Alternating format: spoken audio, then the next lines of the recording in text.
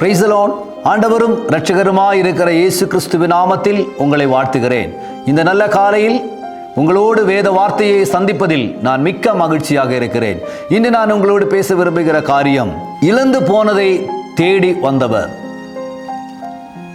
இன்னைக்கு நம்முடைய நடைமுறை வாழ்க்கையில நாம் இழந்து போகிற சில காரியங்களை நாம் தேடுவதுண்டு. அதை அடையும்படி நாம் முயற்சி செய்கிறதும் உண்டு. எப்படியாவது எனக்கு இழந்து போனதை நான் திரும்ப பெற்றுக்கொள்ளணும் அப்படின்னு வைராக்கியமாக இருக்கிறதை நான் பார்த்துருக்கிறேன். ஆனால் அதே மாதிரியே நம் தேவன் இழந்து போனதை தேடி வந்தாராம். ஒரு வேத பகுதியை நான் உங்களுக்கு காண்பிக்கிறேன். லூக்கா எழுதின சுவிசேஷம் 19வது அதிகாரம் 10வது வசனம். இழந்து போனதை தேடவும் ரட்சிக்கவுமே மனுஷகுமாரன் வந்திருக்கிறார் என்றார். இந்த வார்த்தையை நாம் கேட்கும் பொழுது, இழந்து போனதை ரட்சிக்கும்படி, மனிதனுடைய பாவ நிமித்தம் மனிதன் தேவனுடைய மகிமையிலிருந்து விலகி போனதை நமக்கு தெரியும்.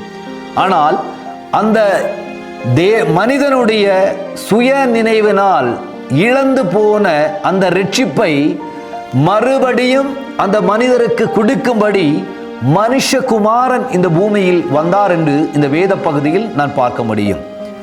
அப்படி என்றால் நம்மை குறித்து தேவன் எவ்வளவு நோக்கமாக இருக்கிறார் என்று பாருங்க. நம்மை குறித்து எவ்வளவு தேடிக்கொண்டிருக்கிறார்னு பாருங்க. நாம் இன்னைக்கு நம்மை குறித்தே ஒரு விலை இல்லாதவர்களாக இருக்கிறோம். என்னுடைய விலை என்ன, நான் யார் என்று என்னுடைய சுயநிலைமை என்ன என்று நாம் அறியாது இருக்கிறோம். ஆண்டவர் நம்மை குறித்து ஒரு பெரிய மதிப்பு வைத்திருக்கிறார், ஒரு விலையை நமக்காக வைத்திருக்கிறார்.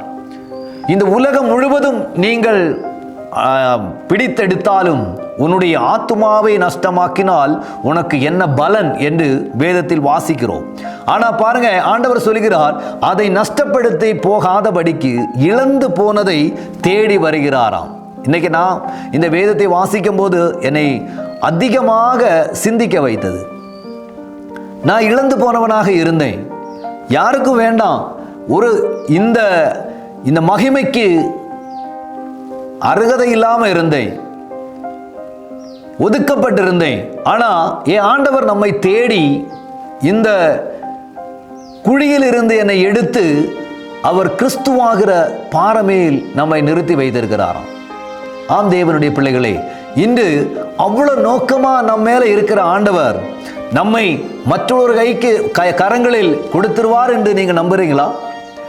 நம்மேல் இவ்வளவு அக்கறையா இருக்கிற ஒருவர் மற்றவர்களுக்கு முன்பாக நம்மளை விட்டு கொடுப்பார் என்று நீங்கள் நம்புகிறீங்களா?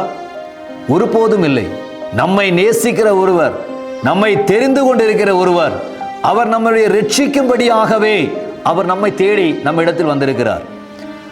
இதை நாம் புரிந்து கொண்டு நாம் தேவனுக்கென்று நாம் வாழ்வோமானால் நம்மை இந்த உலகத்தில் ஒருவனாலும் அசைக்க முடியாது என்று நான் உறுதியாக இருக்கிறேன். காரணம், என்னை தேடி வந்தவர் எனக்கு கொடுத்திருக்கிற ரட்சிப்பை எனக்கு அருகதை இல்லாமல் இருந்தது, அதற்கு நான் பாத்திரன் அல்லாமல் இருந்தேன்.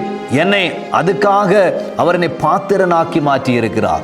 ஆம் தேவனுடைய பிள்ளைகளே, அழிந்து போனதை தேடி வந்திருக்கிறார். நம்ம எல்லாம் அழிந்து போயிருந்தோம், யாருக்குமே வேண்டாம கிடந்தோம். ஒரு நாள் நம்ம யாருக்குமே இல்லாம ஒன்றுக்கும் உதவாதவர்களாக இருந்தோம். ஆண்டவர் அவருக்கு பிரயோஜனமாகும்படி என்னையும் உங்களையும் தேடி இந்த உலகத்தை நிறுத்தி வைத்திருக்கிறார்னா நாம் பாக்கியவான்களாக இருக்கிறோம்.